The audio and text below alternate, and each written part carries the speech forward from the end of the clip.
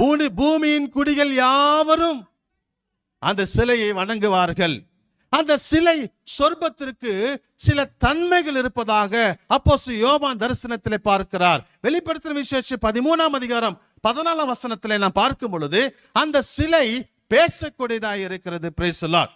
ஒரு சிலை பேசுமா? ஒரு சிலை பேசுமா? ஆனால் இந்த சிலை பேசக்கூடியதாக இருக்கிறது.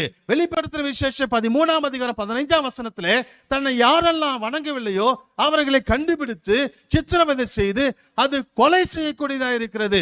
ஒரு சிலை சித்திரவதை செய்ய முடியுமா? ஒரு சிலை கொலை செய்யுமா? வெளிப்படுத்தின விசேஷம் 13ஆம் அதிகாரம் 16ஆம் வசனத்திலே அந்த சிலையானது ஜனங்களை வாங்கவும் விற்கவும் முடியாமல் தடுக்கக்கூடியதாக இருக்கிறது. இப்படி ஒரு ரவுடிசம் பண்ணக்கூடிய சிலையை நீங்க எங்கேயாவது பார்த்து இருக்கிறீங்களா? வெளிப்படுத்தின விசேஷம் 13ஆம் அதிகாரம்